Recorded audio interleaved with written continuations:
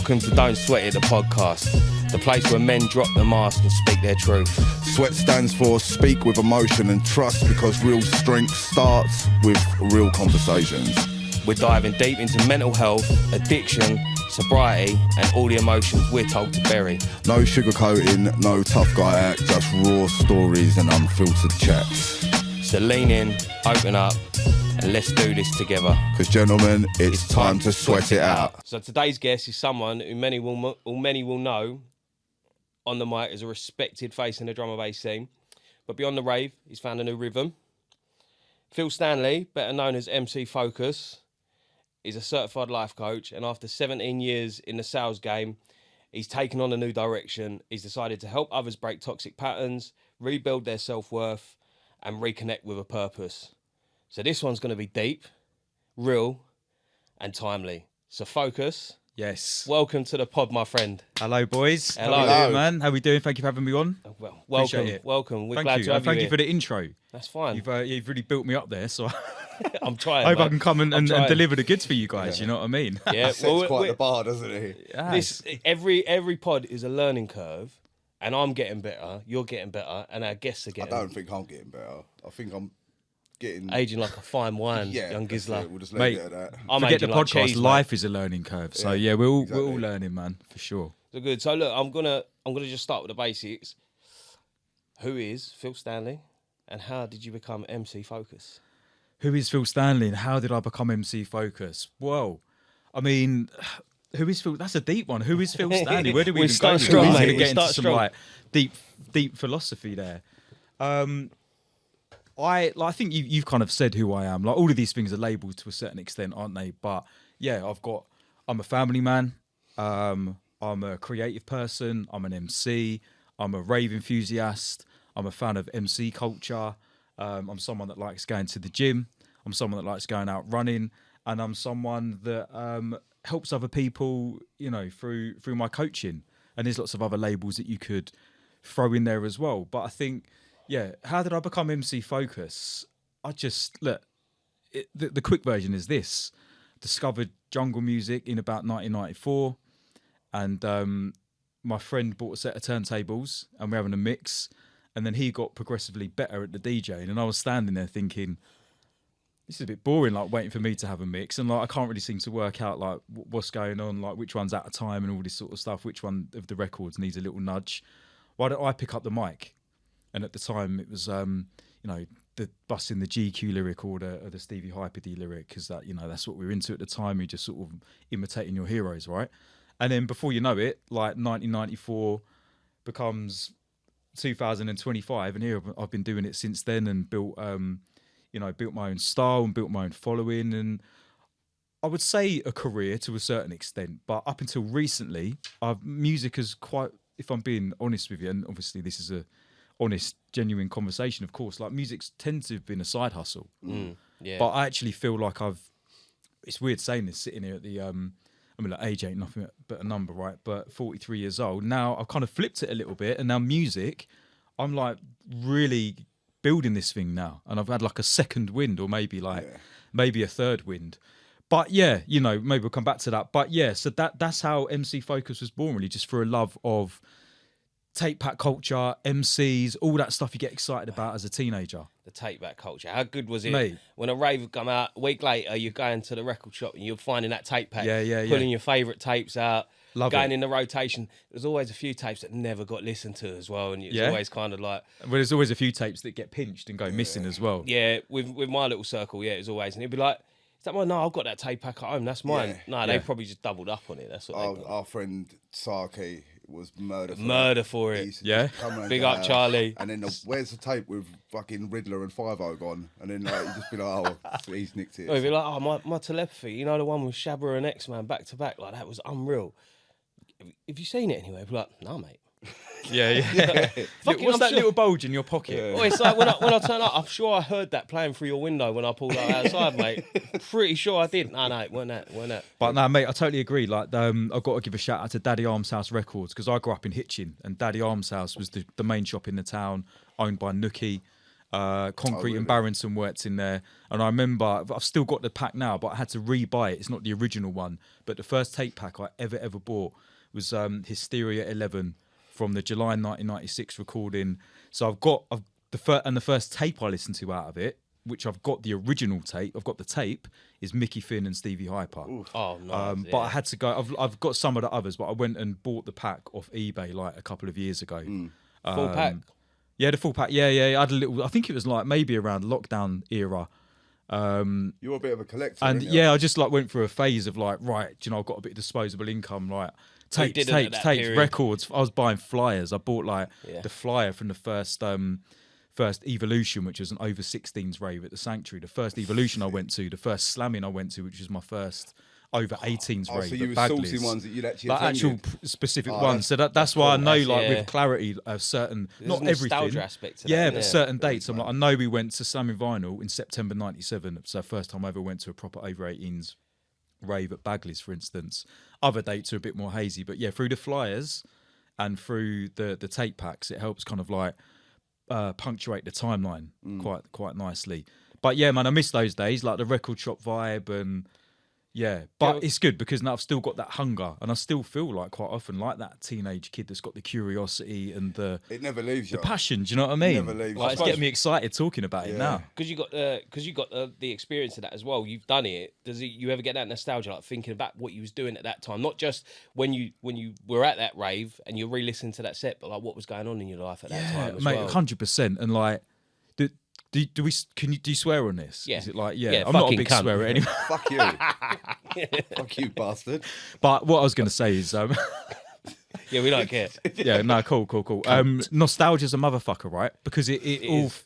like, when I look back now, I think, oh man, such magical times. And to a degree, they were. But there was some, like I'm sure there was for all of us, amongst what you initially perceive as like the nostalgic magic, with some pretty dark times as well. But equally, like, that's obviously what shapes you as a person. But yeah, when I look back through the nostalgic window, I do kind of crave that stuff again. But what I've noticed as I've kind of like got older and maybe wiser is that it's not really about trying to recreate the nostalgia. It's okay to have the nostalgia and the memories and love it.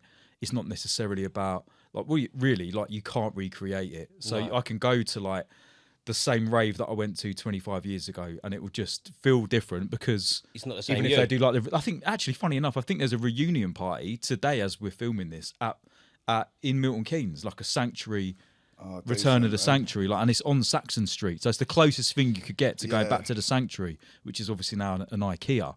But you just know, even though you've got to take it for like, it would be a great night out, it'd be a great experience, but you can't recreate this stuff. No. But you can do your latest version of it But sometimes and still have fun with it. You know what I mean? But sometimes you are better off leaving it as it is and romanticising about Yeah, what it exactly. was And at the time. that's the word, romantic. I like that. Yeah, 100%.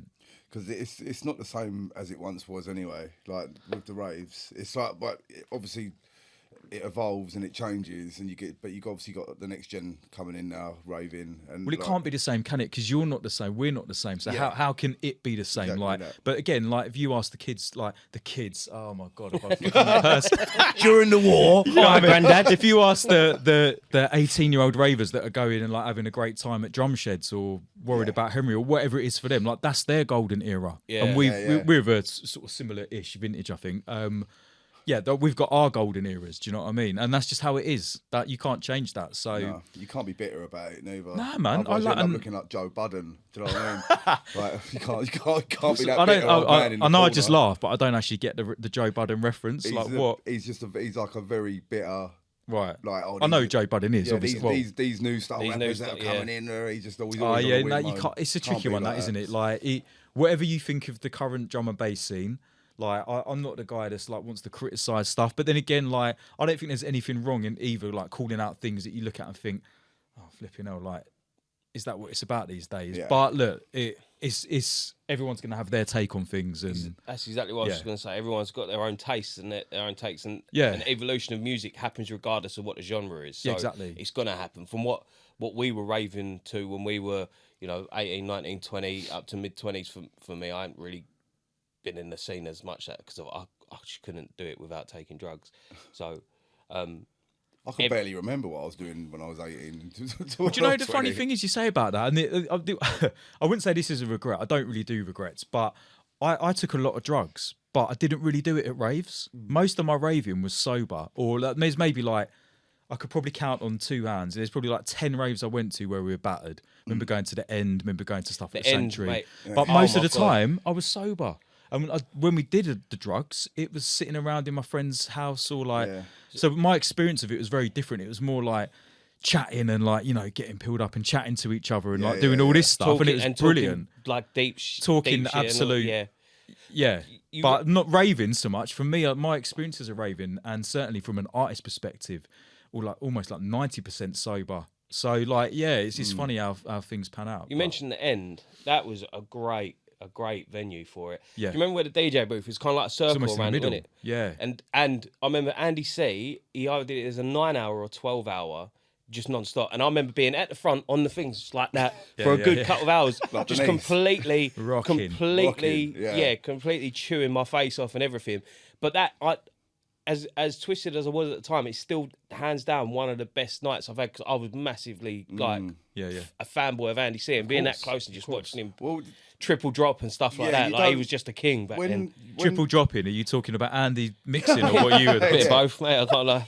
You're like, oh, this one's shit. This one's shit. These are duds, mate. Take the third, and then you're like, life.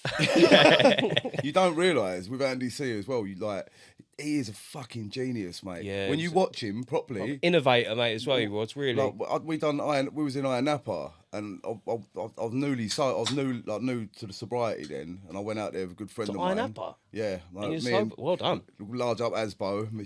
We went to Iron Napa and done Innovation in the Sun, and Andy C was on headlining, and where I was so stone cold sober, I was just sitting there watching him, and I was looking around the place, and I was thinking, no one's even paying attention to what he's doing. And I was thinking that it was the way he was flicking it and bringing it, and I just thought... When you understand it, you appreciate it. Some people just listen to the music for the music. When you get into the details and you understand it, like, you will really appreciate it then. He's unreal, mate. He is. He's he's the king.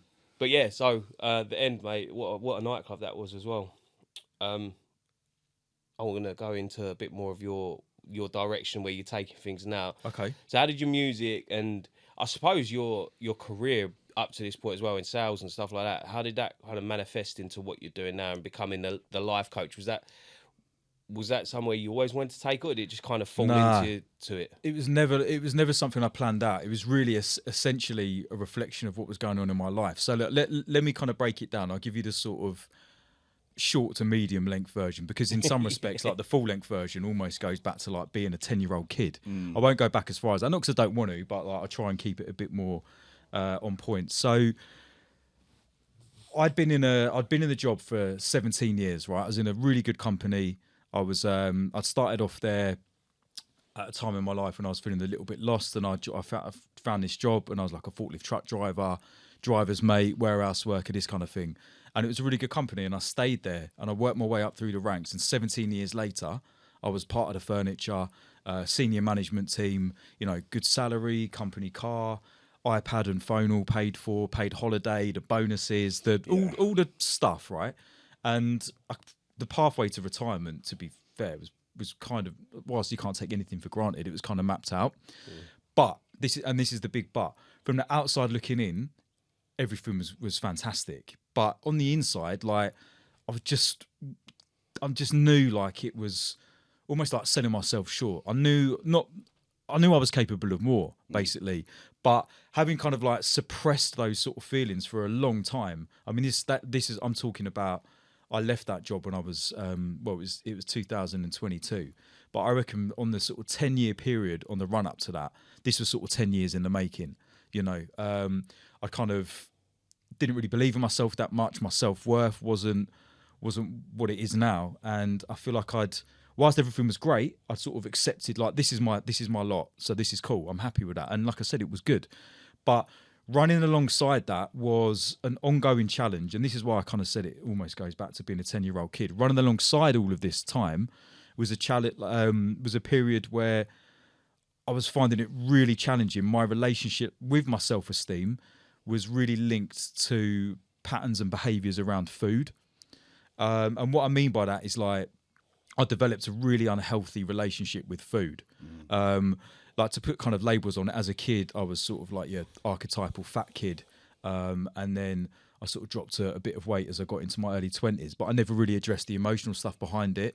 And yeah, so that 10-year period from sort of like 29 approaching 39, I got really locked in this cycle of intermittent fasting and training really hard. So these things, like, in a vacuum, there's nothing good or bad or wrong with it, but it's just where I took it. Like intermittent fasting, which, like, you know, this 16-8 protocol started off as quite a helpful way for me to like approach my calorie intake and train and blah, blah, Tried blah. it out as well. Yeah. But me being me and like, and just like the beliefs that I've got and how I felt about myself, I took it to, when you kind of fast forward X amount of years down the line, I've taken it to an extreme. So it would be like, eat one day, don't eat the next.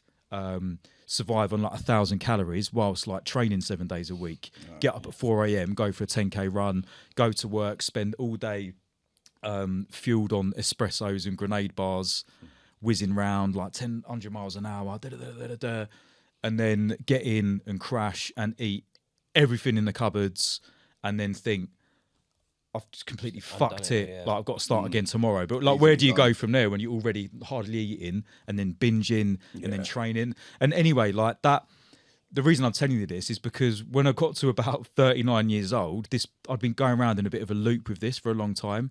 And yeah, in 2021, I needed some help. I really needed some help because I couldn't break the cycle on my own. So I discovered randomly, just listening to a podcast on the way home from, I remember I'd been in Manchester all day, like going around fireplace shops. I worked in the fireplace industry. And yeah, I was listening to this podcast. The guy's story very much resonated with mine, similar things around body image, binge eating and obsessive training and stuff like this. So I contacted him, and by the end of the next week, I'd signed up to his coaching business. There were these 3 guys, all called Adam, and their coaching business was called A Game. And I've got to give them, I'll give them a big up now, I mention, because they really, really helped me change my life. Really? So I signed up as a client, and then when that was in about September time, and initially it was just like, you get into these things because you think the focus is, for me, it was like eating behaviors and exercise and food, but it wasn't.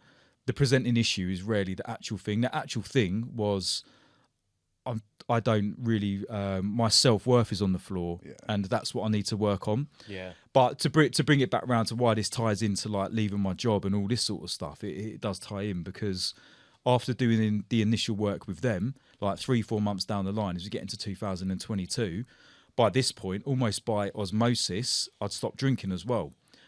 Not because I ever said, I've got a problem with drinking and stuff like this. I wasn't even a massive drinker. I'd stopped all the sessions by then. I certainly wasn't doing all the stuff I was doing in my 20s. But I realised that by being around people within the coaching world that were on a sort of alcohol-free vibe, I was just like, I don't know, it just almost like filtered into my peripheral. And then I was like, I might have I think I just did dry January in 2022. Is that how it started? And that's literally how it started. And in my head, like, don't want to go off on too much of a segue, but in my head, like, X amount of years later, I'm still doing a 30-day break. I don't really think about it more deeply than that. So you kind of just say that because if you put a bigger time frame on it, Yeah, it seems like more of a is that task. helpful Just or take not? each day as Like, it comes, didn't you? But also, Yeah. what you're saying is a lot of the people you surround yourself with weren't on that vibe anyway. So you become what you surround yourself They were with. on that vibe, yeah. And I remember them yourself saying with to me, winners. like, you're the sum of the 5 people you spend the most time with, which I Yeah. think when you reflect on that, it probably plays out for most of us. So yeah, like, so it's sort of January time. I decided to take a break from drinking. They're helping me work on my self-esteem, and I'm starting to believe in myself again, and we're making changes. And then that's when the layers start to peel back, because it's like, actually, I don't think I'm happy in this job. Nothing wrong with it, like I've said, but when you realise, shit, am I actually capable of doing more than this? Have I spent the last 17 years just limiting myself? And it was like, oh, hello, box that I didn't realise I was in. Yeah. And this is what the coaching helped me do. Open the lid, and I'm like, fuck, I can get out of the box now. And then other stuff happened, which I won't go into just because it will take a long time to explain. But the universe spoke to me, gave me a couple of slaps around the face, and some opportunities were presented to me, which I could either not take and essentially get back in my box and close the lid and live a nice life as like a sales director, blah, blah, blah, blah. You'd always wonder what if, though. Yeah, or it was like, oh shit, I've really got to put my money where my mouth is, so to speak, and jump out the box now and see where this takes me. And where that took me is like it'll be 3 years this June since I left that job. And where it's taken me is, like starting my own coaching business, sort of retraining. I don't think you need to train to be a coach, to be quite honest with you. We've had this discussion before. Yeah, maybe it's something you want to get into. It's up to you. But like, why am I saying that? I decided to retrain, but that was after 6 months after I'd already had 6 months worth of clients. So my first 10 clients were just coming to me because they resonated with my story and my energy. But I did decide to retrain because I think I don't think you need a certificate saying I'm a coach, but I wanted the skill sets and I like learning, and why not push yourself? Just for yourself, really. Exactly. Not to display, but just so. Yeah, because look, I've worked with lots of coaches. I've never asked any of them, yeah, mate, this sounds wonderful. Can I just see your coaching certificate? Yeah, and no one's ever, literally, I've coached in excess of 70 odd people. No one's ever asked me. No. One person I think might have done, but it wasn't a deal breaker. It was a point of interest. But then I'm glad I did it, because through the coaching training, I discovered the world of NLP and hypnosis and hypnotherapy. Okay. And these weren't things I didn't leave my job going, I'm going to learn, I'm going to become a hypnotherapist. It's just that's the trajectory. I always struggle to say that word. That's the trajectory. I just jinxed myself then. Wish I had said it now. Come on, let's go around the room. Now you say it. You're asking me. Unique. Say it again. Trajectory. Yeah, trajectory. Trajectory. There you go. Right, this is definitely and the one mad thing for is, the we're for the both socials. MCs, and you used to be an MC, so really, like, we should have the gift of the gab, We should right? always do a track and call it that. Oh, mate. Then we'd master it.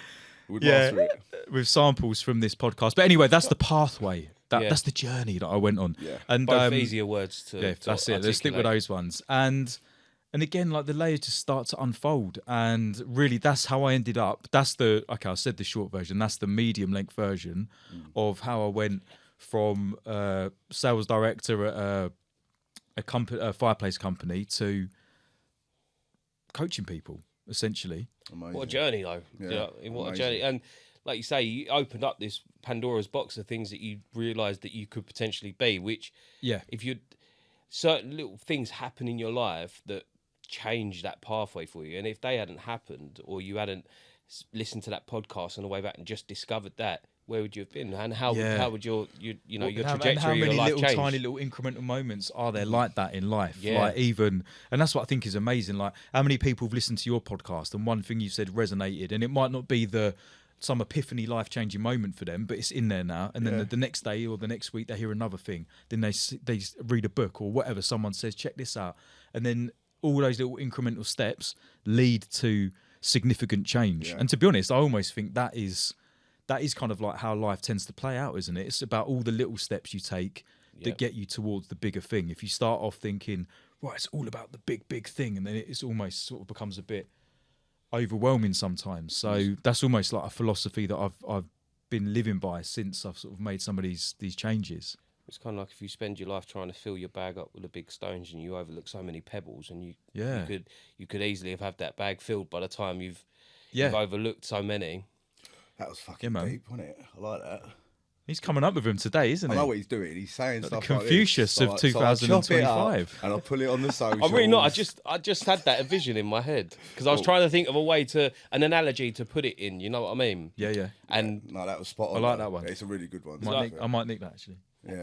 But no, it's true, isn't it? Yeah, you know, it is. Like, and I think that you hit it nail on the head with so many little incremental changes in your life. Like, I can think of one straight away on our very first podcast when we had Robert Heisey on, and he was speaking about visualizing things and how you're going to see things. And like, you know, a year down the line, I've now started my own business, and that was always just a pipe dream, and I was never knew whether it was something I was actually capable of. But you've got to have that kind of self-belief, and it always goes back to that. Like, there's so many different things that have happened since that have kind of fueled me doing this, and have led me to want to do that, and not just look at it as a pipe dream. So I almost spot see it on the like money there. doorways. I almost think these things are like doorways. Opportunities also like opportunities, doorways. You walk through them, and then it leads you to like, oh, now I'm walking down the corridor. There's a door there. There's a door there, and like each decision or choice that you make opens you up to new opportunities and new doorways to walk through. Or And that's sometimes that's it. that door will end up to a new corridor, and it will take you back to where you're at Yeah. because it actually. Yeah, you end up on the fire exit. Yeah. Yeah. Going right. But then you go back to that, and you're like, okay,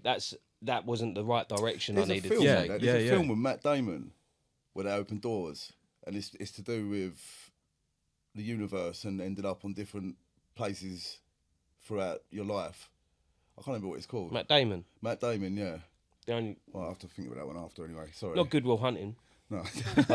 When you, and as well, when you said like you achieved quite a bit with the job that you had, I feel like you got to be very careful, aren't you? Because you can get this false sense of achievement 100%. within the box that you're like, because people have said to you, oh, if you do this, you can do that, and in you are achieving. Don't get me wrong, you're achieving, getting to where you Got want to a level you're at a sales director, Yeah, for like instance. but also, as you say, the box is fucking a lot bigger than that, isn't it? Like, and that's. Yeah, that's it. And I think it's just like recognise. The hardest bit is recognising. Well, for me anyway, the hardest bit was recognising that I'd even limited myself. It's not like, I don't think it was like anyway. It's not like I recognised the limits were there and just thought, oh well, fuck it, I don't care.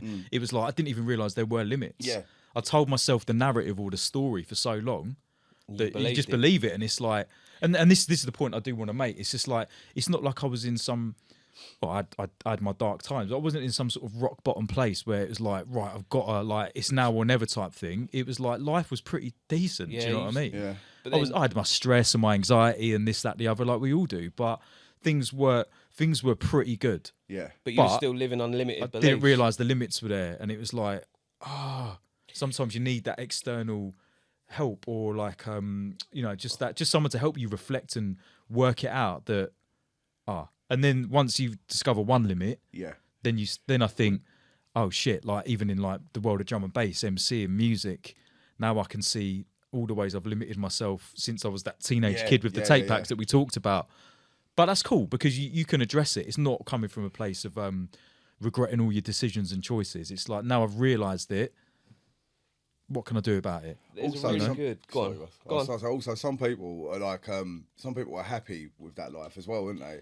Yeah, Like, But no, because I was just on that because that's what they know. They don't see beyond that. Because They're I was happy with conditioning, that life. isn't I was it? talking To to a degree. lorry driver a little while ago at work who drives one of the lorries, Yeah. and we was talking about like future dreams, what people want to do with the money that they're working for, and that. And this lorry driver just stopped mid conversation. He went, "I ain't really got any dreams. I'm just going to keep driving the lorry until I die." But the thing is, there's a really good Mate, visual I mean, that's deep, I mean, I representation don't have any of this dreams. limiting beliefs, right? Yeah. And it's the fleas. Have you know the experiment with the Oh, fleas? yeah. So fleas can jump, Yeah, right? yeah, And yeah. they put a lid on the box, and the fleas, they leave it for like 3 days, and the fleas can only jump this height. And when they take the lid off, And they take the lid off, Yeah. and they continue to jump that high. But not just that, they reproduce, and any fleas they have beyond Yeah. that point will only jump to that. And that's Yeah. a perfect example of That's limiting crazy, beliefs isn't it? It is, and man. Wild. living like, I don't want to quote the, I don't want to sound like, but living in the Matrix sort of style. Yeah, Like yeah. you're just living towards,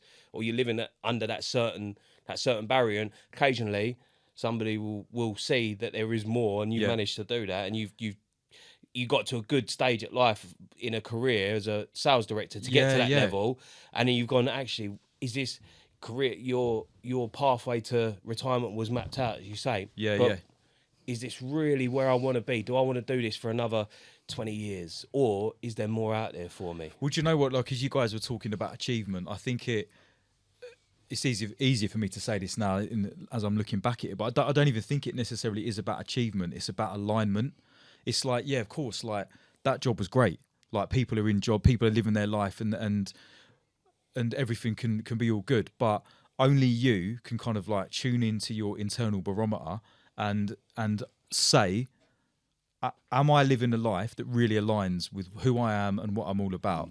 I know that's like a bit, Staying could be true a bit to of a yourself. deeper conversation, but sometimes it's that feeling of living out of alignment, living out of like in that sort of disconnected way, that dis-ease that often drives people to all the behaviours and stuff that we all get caught in, you know. And that's the point I'm making here, is that I honestly think that's why I was like finding these challenges with food and obsessive exercise and these behaviours I was exhibiting is because, or a big part of it was that I wasn't living in alignment. I was almost like saying, yeah, I'm happy. Like, yeah, I'm happy with this. Like, I'm all about being like a fireplace salesman. Like, I'm happy with that. You think your subconscious was But screaming? I wasn't. It wasn't aligned with like, and now, like we're just talking about opening the box, the limits, and what you said, mate, as well, resonated with the dreams. Like allowing yourself to dream again and realise that, like, yeah, I mean that. Whilst we laughed about it, and I don't mean this judgmentally at all, like that is almost quite sad in a way that like someone could go, I don't dream, because I honestly think one of the biggest things that this isn't a reason at all. Like people don't start working with a coach or whatever their own sort of self-development journey looks like. They don't do it because they think, oh, I want to dream again. Like that's not the sexy stuff, is it? But one of the biggest things I see, definitely working with probably men in their 40s, to be honest with you, is like, shit, like you've just forgotten about dreams, excitement, curiosity. All those things have gone out the window. It's been beaten out of them. And it's like, if it isn't like, again, nothing wrong with this stuff, but if it isn't like 6 pints of curry, match of the day, 7-day cycle on repeat, like, and they're kind of almost locked into that, and that's good, and that's fine. But God, what did you used to do for fun and excitement as a kid? Like, what did you used to do when you allowed yourself to dream? What were you curious about? Reconnecting with some of that stuff is when it starts to get really interesting. To say, yeah, I bet that's quite powerful for some of them because Yeah. they've got to look into their own soul in a way. Like, oh, what actually makes me happy? What makes me excited? Because of this life I'm living is eat, sleep, rinse, repeat. Is not. And not, I'm not just everyone existing. wants to do that, which I think is fair enough, because you could almost say, well, you know, I haven't got time to do all that. I'm out there working and living my life and whatever. But I think the point I'm making is that I don't even know what the point I'm making is. The point I'm making is only you can tell if that's aligned with what you actually want and who you are, because that lifestyle that we're describing, these kind of like little stereotype things, like for some people, if it's aligned, then that's fantastic. Like there is no right or wrong here. It's just that, like, if it isn't aligned and there is that disconnect, then that's when essentially you are in trouble in the long term, because you're just pushing it away and suppressing it. I suppose you'd have to you know what I sit mean? there if you was on that side of it and go, does that excite me? And if it does, then great. Like you say, you can keep repeating that because that's what you're happy with. But actually, does it excite me? No. What does excite me? That's how you can start looking at. Yeah, for sure. How you can change your direction of what you're doing and start to be a bit more fulfilled and aligned with where you want to be. Yeah, mate. No, you nail on the head there. Yeah, fulfillment is at the absolute core of this. Yeah.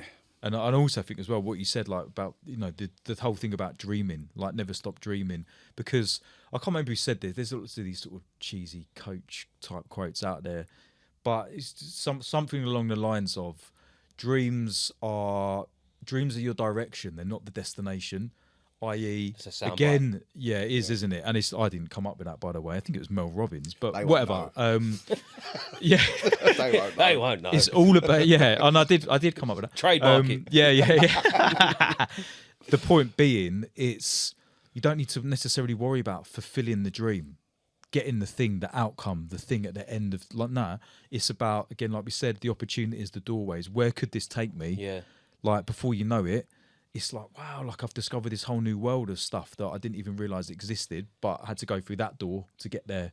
It's like looking at smaller goals or little steps, and then that end goal is still in sight, but you're not looking at that straight away. You're looking there, and then you're opening that door, then you're in that corridor, then you're curiosity, opening that door. Man. That's it.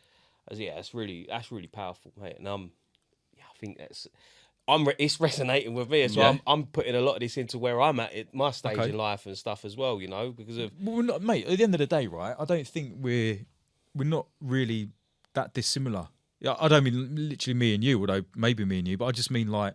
Well, I've got a bit of a derby on me. I just mean humans, really. But, you know, especially like, you know, blokes, men. Well, I think most, you know, we're not that dissimilar. No. So especially like I said, like I'm only saying this because of a lot of the work I've done has been with mainly with men, mainly in a certain age group, not exclusively at all. But I don't think we're that dissimilar at our core. Deep down, we're all we at the end of the day, like, and forget like same things make us Asian, tick. gender, and whatever. Like, we're just humans. Do you know what I mean? Like, that's most people have got a lot of the same, insecurities and stuff. As you know, we're not that different from each other. So you mentioned earlier that you worked with over 70 clients. So is there anyone that you're particularly working with now in their sort of transformations and how you're helping them? Is there anything that stands out that you can kind of go back on? Like what I would say, this doesn't directly answer your question, but I think it's worth me sharing it because I think it's a really good take. Like I was saying to you earlier on, like I need to talk to you about where I'm at right now. So what I've noticed is that I tend to attract people. No, sorry, let me start again. What I've noticed is that wherever I'm at in my life, I attract people that are in a similar place, but maybe like a couple of steps behind. By which I mean they're wanting to do the thing that I maybe have just sort of done. I don't mean it's like I've completed the level or anything like that. I'm just saying like when I was going through this, like, oh, actually life is better now that I don't drink. Like flipping hell, like I would say like dozens of clients all like they wanted to take a break from alcohol. Yeah. And now I'm sort of attracting people that are reflecting on like at my core, like what do I really want from my life? And like I said to you guys a minute ago, big thing for me, just as a person, forget the fact that I do coaching, is that I've realised that I really want to re-inject the passion and the energy back into my music side of things. So I've ended up working with people that have realised that they've sort of suppressed their creative side a little bit, and now they're really keen to unlock that a bit more. Yeah, but that's not what I was doing 2 it. years ago, and it's not like I'm out there with any like when I first started coaching, it was all about, and obviously it's about who you're listening to and who your mentors are and all the rest of it and books you're reading, but it was all about you got to have a niche. You got to have a niche. So it was always like, yes, I help men in their 40s who want to take a break from alcohol. That was my niche. And what I've realised in the last few months and how things have changed for me is like I don't really feel like I have a niche anymore.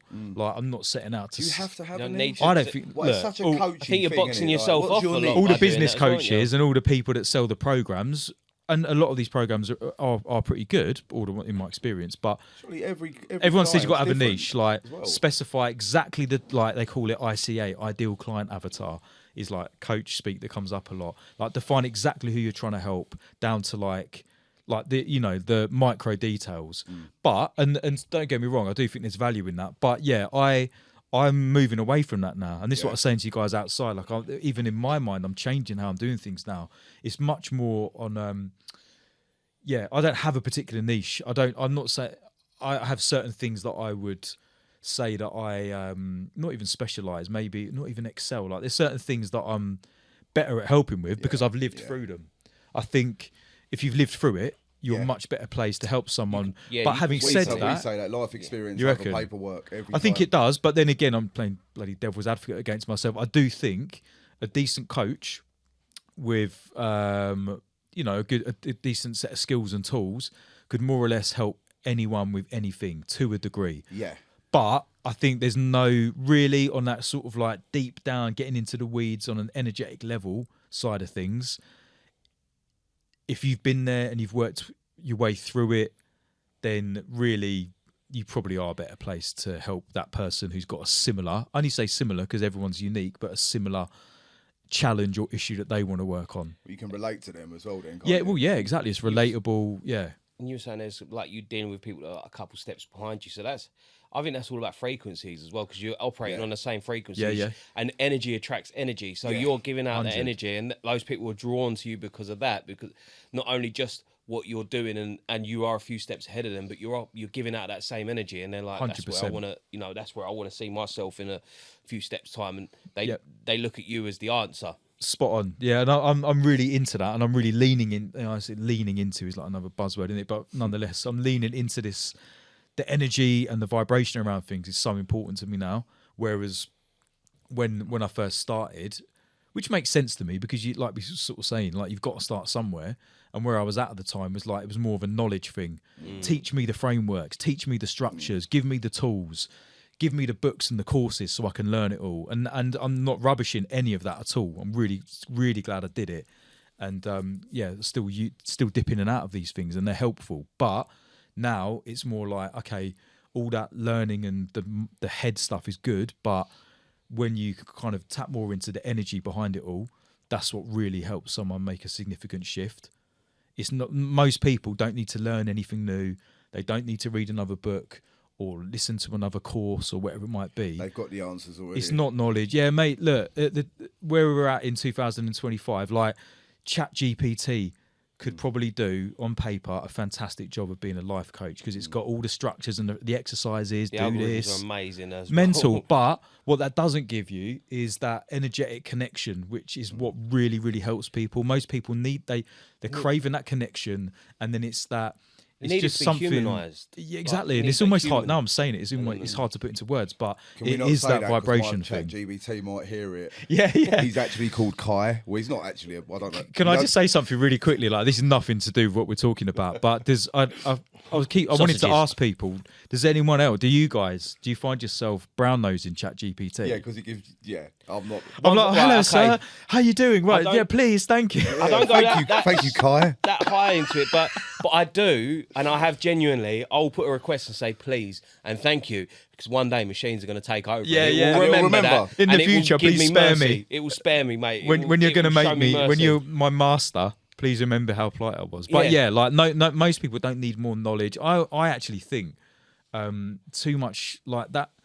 It's almost like it can become another obsession. Like, I've got to read the next book. I've got to learn, and you can't even just like listen to an audio book, or you've got to remember it all and you've got to understand it, and that is great. But yeah, nothing replaces that. There's something about just tuning into someone's energy, and that just comes from just being a human and doing it. Like, you can't necessarily learn all of that stuff. So I don't think I feel like I've really necessarily answered your question you asked me about particular clients, but I was just trying to put across I forgot I even asked that question. No, that's all right. I forgot we said who you are. beforehand, I said we'll have these questions. I said we won't really follow them because we just Yeah, we man. let the conversation That's it. flow. No, it's Natural that organic. way. Yeah, for sure. But yeah, it's just I'm just, like you said, vibration frequency. Like, I'm attracting people that tend to reflect what I'm at in my life. Yeah, Do you know what I mean? Yeah. And that's what I've really noticed. And I mean that's all you need is a life Yeah. coach, though, because of you're demonstrating where people want to see themselves. So that's your client list right Yeah. there. You'll keep- The universe is just it's a wild thing that I don't think anyone's gonna fully understand. But with the frequencies that we set out, we do attract, like, with what we put out. Yeah, like, yeah. For instance, I took my little and away. We and him had a little trip to Luxembourg. And I was having a real debate with myself, as you probably know, like with music, should I be bothered with this? Should I concentrate on this? And I was really like umming and ahhing about it. And I bumped into an MC in Luxembourg, yeah. Yeah. And mad. and then also I got a message that day from a singer that I was working with before. And she said, do you want to make some music? And I just thought, is this not like a sign? It's the universe talking to you. Mate, I'm telling you. this And is this man. is what I'm Yeah, talking yeah. about. It's Works real, in man. Do you know mysterious what I mean? ways, mate. It is. It I is, feel- Absolutely. I just feel personally, if I'm honest and I'm pushing myself to the furthest I can go, I just feel like things just seem to open up around me. Do Yeah, you know what I mean? and that's no 100%, and yeah, and I think as well that's where you bring it back to that alignment, because when you're living in a way that is aligned with what you truly want, like, that's when you're kind of making the space for like all this stuff to start happening, Yeah. because the universe is essentially responding to what you're putting out. Otherwise, it's confusing. If like I don't know, like, just using the music as an example, or just like, talk about me. Like, I've saying for years, I want to be busy, I want to be doing more in the music world. That's what I'm saying, that's what I'm putting out there. But what I was doing is spending all my time at work, going to the gym, not doing anything to do with music. Well, that doesn't make sense. There's a disconnect. That's bloody confusing. Like, the universe is going, hold on, like, you say you want that, but then you're doing everything but that. About that, yeah. And then that's misalignment, right? When you bring it together, then it has this real, like, supercharged power to it. It's a funny one, isn't it, with the music? Because I find that when I take my foot off the gas for a bit, and I'm not really pushing anything, and I'm sort of, my energy's on something else, I feel like I always get pulled back into it. Yeah. Something will come along, a booking will come through, and I'll be like, oh, fucking hell. Like, Well, that's got to be because, in my opinion, maybe that's got to be because there's something is in there that's radiating out. Like, it's those little waves are rippling out, Yeah. and it's Yeah. because it otherwise back in. you would just put it down and not pick it up again, Yeah, which is but- always an option, of course, like So with that's, anything. again, it's the universe, isn't it? It's got to be, right? See, one thing I'm curious about, because of I mean, there's one thing that you'll see everywhere on Instagram, Reels, all that stuff is a motivational culture. Okay. You see a lot of people that might not necessarily believe in the things they spout, but they do it for clicks and views. Right. What's your take on that against like real? Toxic positivity. Can you give me like, not, it doesn't have to be like real specific, but can you give me like an example of what you mean? I think I know what you mean, but You know, like, so you'll see like David Goggins. well, no, not even that. It's more like Come on! Just you'll see, it'll be like a black. What you doing? It'll be like a black screen. It'll be like some sort of quote, and it's okay. and it'd be like, oh, you're not working hard enough. Come You on, can big do better." dog. Yeah. You know that guy with the and- hard hat on. but Come like- on, big dog. You've only got one chance of this. You got to do it now, dog. And the thing is, you got people just create pages and do them sort of things for clicks and likes, but there's nothing real. There's no substance to it. What you're doing has got real substance to it. What's your take against that? What I would like, if I was going to put what you've just said into a box to look at, I would call it the cookie cutter stuff. It's cookie cutter coaching, isn't it? Or maybe it's not. You don't even use the word coaching. It's just like that sort of generic motivation. But in some respects, like, I'm just thinking through this in my head now. Like, there's not really anything wrong with it because most of the stuff probably is quite helpful. I suppose it can be. Like, it's nothing. There's nothing wrong with someone saying something that's designed to Yeah, be. someone might see that the day they need to see it. But are Yeah, you you are talking right, about, yeah. just to clarify, so I understand, like, are you talking more about the sort of the harsh end of it, like as in like the Goggins end, where it's like, if you don't do this, you're a piece of shit type thing, or is it more like the? Any of it. I mean, jump out of an aeroplane and put out forest fires. He's fucking off his rocket. Yeah, he ran like 50 super marathons in like And he ain't 300 done yet. days. Yes, that's going to be so loud, mate. Oh, no. On that side of things, like if we are talking, if we're talking about that real sort of like drill sergeant-esque approach, all I would say is this: like, my instant response to that is, where's the compassion? For me, like, There's a human element it to has it. to have compassion. Otherwise, it's just someone shouting at you. Yeah. And that's not, like, I'm not saying that's David Goggins or anyone else. Like, it's just, where's the compassion? Compassion is such a massive part of helping someone, like, make change that they might want to make. If it's more to do with like your sort of fluffy, Instagrammy buzzword positivity, I don't know, man. Is there anything wrong with it? Like, again, like, is it maybe for someone who's in a bad place or having a tough time, dark day, whatever, they might see that and it might be their little incremental step for the day to step towards something more helpful. But this is I suppose, like, working in the world that I work in, this is why a certificate that says you're a coach isn't really worth a huge amount, because anyone that, like, you could, your coaching certificate could just mean that you've learned a bloody coaching handbook full of buzzword type stuff. Yeah. And it might be helpful. I don't know. Like, it might be helpful, but like you said, where's the substance? And again, like, it brings it back to me, like, alignment, the real energy underneath it. Anyone spouting a load of sort of buzzword motivational stuff is surface level. But, you know, to be fair, for some people, surface level change, and I would say even for most people, actually, surface level change is a good place to start. Because if you're in like having a real tough time, is it realistic to say, right, okay, mate, to change your life, we've got to go to the absolute depths of your soul right this second to make a change? That's probably going to send them over the edge. I didn't want to hear that shit when I was like doing my intermittent fast and trying to deadlift and all this stuff. I was like knackered, I was tired, I was drained. I needed someone to say, needed a bit of compassion. Well, why don't we just tweet your you know, again, like, I know, again, it is so buzzwordy. I laugh with my friend about this because this is exactly where I started. But at the time, it helped me. Let's change your morning routine.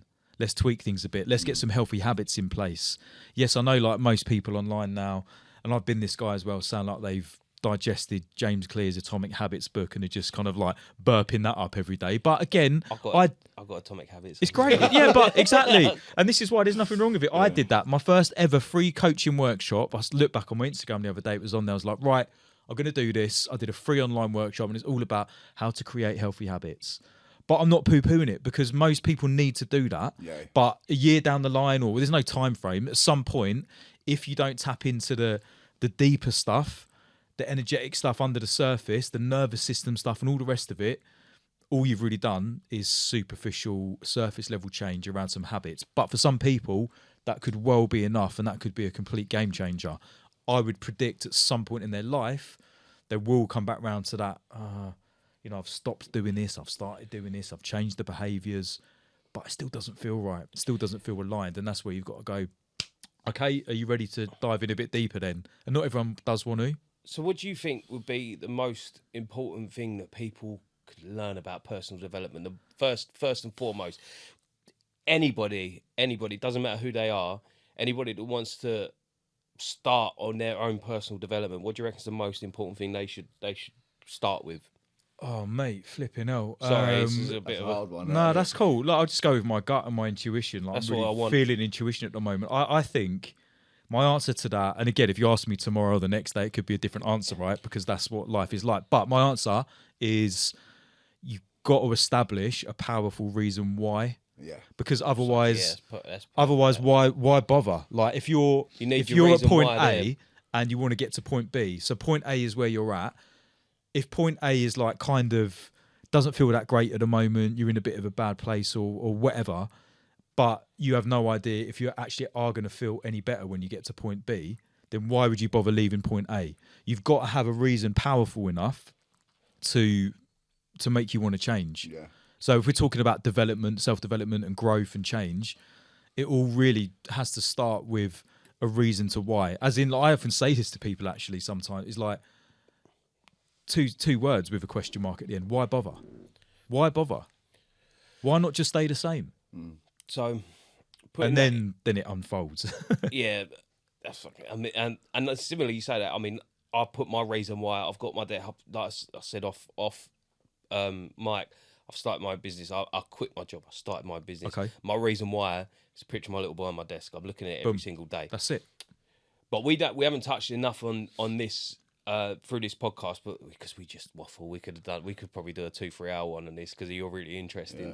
But put that applying those sort of thought processes on people that are trying to have self development, getting away from drink, drugs, being sober, and probably really not knowing where they could start with that. Do you have a take on that? Yeah, of course. And again, I'm not even trying to do this from like, oh, I'm a coach perspective. I'm just thinking, what did I do like when I was in Jan 22 and I managed to do this myself? And just say that's the human Everyone's element right there. everyone's situations are different. I get it, but what were some of the things I was doing? We've said this already, but I think it's important. I was surrounded by people that wanted to make change. They valued what I was looking to do, and I think that's so key. And people will say, "What do you mean? Then I have to like leave my friendship group?" Or I'm not saying that, but for a period of time, you need to be real about this and look around you. Like, can you do this if you stay in the current situation? Like what Adam that I mentioned earlier on used to say this quite a lot. It's like trying to lose weight while sitting at McDonald's every day. Mm-hmm. You can do it, It's gonna be fucking but flipping hard, hell, it's hard. Yeah. It's much harder. So maybe evaluate like that inner circle that we talked about, the 5 people. I'm not saying like bin off all your friends or anything like that. But maybe remove yourself for a period of time. Yeah. Or remove those triggers. Yeah, exactly. What could you remove yourself from? 100%. I think that's a really good one. And establish that powerful reason why, like we said, and also just start with. I mean, I've already said it myself, and this is where I'm still at. It's like, don't think about, I'm never going to do the thing again, whether the thing is drink or drugs or food or whatever. Like, I'm never going to do it again. That's it. I'm done. It's like that puts it too That's final. a scary place. Because- It's a scary place to be when you say I'm not doing that. yeah, exactly. And It like puts too again, much like pressure on yourself. warning, buzzwords incoming. But like, what resists persists. What you resist persists. So like, if you're just focused on must not do it, must not do it, must not do it, what are you putting out there? Do it. Like you're going to end. Oh, it's too Yeah. much. So like, switch your focus. Find something. Find something that's fun. And this can get so like, it doesn't have to be like super serious, like so serious all the time. Like, what's something light-hearted, fun that you could do? Essentially, like to take your mind away from the deeper issue in hand. So like, could you go outside more? Could you take a walk each evening? Could you listen to music that puts you in a good mood? Like whatever, I don't know. Yeah. People can connect the dots to themselves, but find some different things to focus on. Don't focus on the one thing, like sitting there going, must not do this thing. Like, because all you're focusing on, like the mind, the subconscious, and I don't know, maybe the universe doesn't really hear like the do or don't part of it. They just hear the thing. And Yeah. then And you end up the making your energetic focus is on that the thing. That's it, and that's that you're So putting that switch energy the focus out. then. What could you focus on? Doesn't have to be like, oh God, I'm going to change my life overnight. It could be like, again, like we said earlier, tap back into things that you used to enjoy. Yeah. Pick it up again. Pick Yeah. that thing up that you used to enjoy. Phone that old mate. Like, and you do need to get used to doing things that make you a little bit uncomfortable. I made my bit more often. I made that mistake as well. Like I told myself, don't drink. Like, and I was going to meetings, and it was all the same thing. Like put that out your head, and all I could, for a long period of time, my focus was just don't drink. And then, what I wasn't doing anything else apart from Trying not to Trying drink. not to you drink. and your focus, the word So- drink is still and in the then- focus, and isn't then like the outcome of that was I ended up relapsing. Do you know No what I mean? shoes, walking down the street with your pants down. Yeah, that's it. Yeah, we've all been there. But like, I was right behind you. but like, so yeah, switch this the year- focus. yeah, so like, Sorry. so this year, for instance, like I'm really trying to do things that I wouldn't normally do. So like the other week, I jumped on a train to Buxton, met up with a load of hikers I've never met before in my life, and we done a mountain. And Yeah. I know it's such a cliche, isn't it? Like, oh, I'm fucking sober now, I'm going to climb a mountain. But yeah, like, but mate, you said it was cliches exist for a good, reason. mate, and it but was- then what that did was it was Open like, up. okay, and I've made 6 friends now because of that. Fantastic. Yeah, there you go. And I'm So not that's- focused on that. And that's a door that's open for you, Yeah. and that could open many other doors. So there you go. many Yeah, other and corridors. do something different. Take on a new challenge. I know again it sounds a bit cringy, No, but but it's not though. That's have a the new thing. hobby. Like do Yeah. something different, because it, like, if you do the same stuff, you get the same result, right? Yeah. That is kind of like just reality, isn't Gizla's it? already told me I'm on the next one with him because it was that amazing. Yeah. I'm really looking forward to Yeah, it. this Sick. And even I don't give a shit. You're coming, mate. And If I- also, like, there's other little, again, like going back into like the James Clear Atomic Habit stuff. Like, it's still good stuff. Like the little habit hacks. Like if you get in, like if the routine for you, the sequence is get home from work, turn on the telly, open up a can of beer. Yeah. Like, okay, still do the sequence, still do the routine, but swap out the drink. You can still have a nice cold can, but make sure, like, if this is your objective to stop drinking alcohol, then have a different drink. Yeah. You can still open the can and all the rest of it. Like, just switch things up, habit hack it. That's exactly how I stopped smoking weed. Is it? Because that was it. Because I was daily. You know that Yeah, firsthand. prolific for it. And it was. If you knew me well enough, you'd be like, Russ is a habitual weed smoker, and it Yeah. took me so long to break that habit because it was my routine. Yeah, Finish yeah. work, and as soon as I got through that door, I was opening up the box and I was rolling a joint. Before I'd even had a shower or anything, I'd have a joint rolled, I'd have a shower, and I'd go outside and I'd smoke it, and that'd be my relax, Mm-hmm. like my relaxation time. And the way I managed to break that was my wife had our first son, and I started to take like the dog for a walk, and I was trying to break it because my reason why was I didn't want to be stoned around my children and yeah. shit like that, You're and I really didn't aware want them that your to see hands me. are- Mate, I knew I was But your hands stinking as and well. stuff. Yeah. Like I knew it, and but I also didn't want him to grow up seeing me doing that, because I feel like it would portray a negative image of Harry sees his dad. Right. And I wanted him to see his dad as a superhero. I want him to see that of me, and I don't want him to think I felt weak doing Yeah, that yeah, yeah. sort of thing. And it's the first time in my life where I've ever felt that off the back of doing that. Before, it was just I didn't care. Yeah. I didn't care, and it never affected me. I could still, function at work. Everything else was fine. Mm-hmm. But that was the one thing I really struggled with. And the way I did it was I broke habits, and I started taking the dog for a walk in the evening. I started doing little things that I weren't doing, and I was like, I knew that I'm gonna do this. I'm gonna make sure I've got my son, give my wife a bit of a break, and I knew that I wouldn't smoke them because I'd have him with me, and I didn't want to be stoned around him. Before, I'd slip off, and I'd be like, I can't take him just now. I need to air out a little bit. Things like that. I know it's silly, but it worked for me. It was a No, small it's not little. silly at all. Yeah, it's like it makes me think of like the words pattern break. You got to break the pattern at some point, or at least change the pattern. Do you know what I mean? So yeah, like I don't think there's any one, like, obviously people will lead you to believe that there is like a set way to do it, and it probably is. Maybe there is. I don't know, but I just framework think almost. find what works. Yeah, exactly. Find what works for you. But I do think it comes back to where we kind of almost started. Is like, and you just said it yourself. Like, you've got to have that powerful reason why. Yeah. Otherwise, why bother? Yeah. You know. I think I took a little bit of the time out of the last because we're right on our hour. Are we? Yeah, we are. Is that an hour already? Yeah, it's Mad, gone. isn't it? Before we do finish up though, time for you to do a little bit of plugging for yourself. So where can people connect with you, follow you, any of that sort of stuff? I mean, where are you on the socials? Yeah, of course. Yeah. Look, I'm going to keep this just as simple as possible. My main thing, like, you know what it's like, right? You start these different platforms and building up new accounts and stuff like this, and it's just like, I'm just focusing at the moment on my MC Focus on Instagram, and it's as simple as that.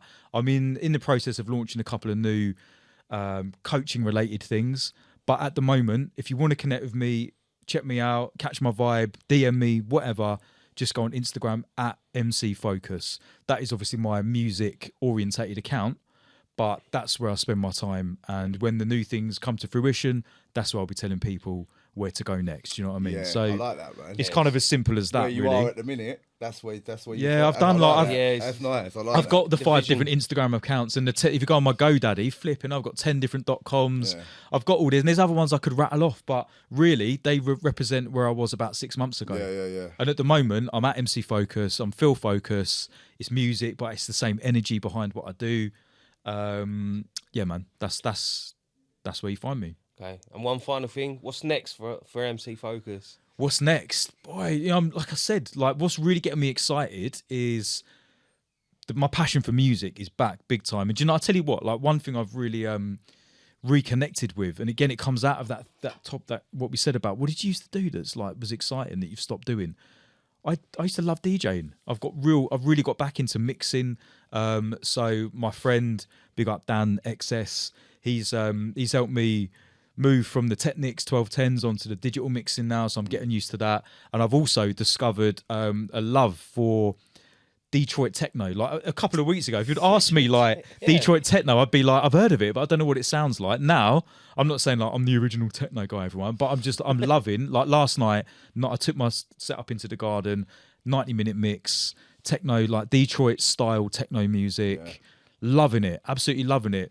Is there an outcome for it? I don't know. Maybe you might catch me doing some DJ sets, but I'm not bothered about that. I'm enjoying it. So yeah, would you ask me? What's next for me? What's next? Yeah, more music, more sets, more energy, more vibes, more connections with people, more conversations, more repping underground drum and bass MC culture. Come on. That's what I do basically. Excellent. So like more of that. Love that. Well, look, mate, it's been a pleasure having you on. Thank you for giving us a very entertaining hour. Big up. And I've taken a lot from this. I'm sure you have as well. Man. I've loved it, and that hour has gone super quick. It goes too It quick does, sometimes. yeah, it does. But yeah, no, big up. Really respect to you guys. What you're doing is fantastic. Thank you for having me on. And yeah, man, Welcome. big up On to everyone the listening. Next one.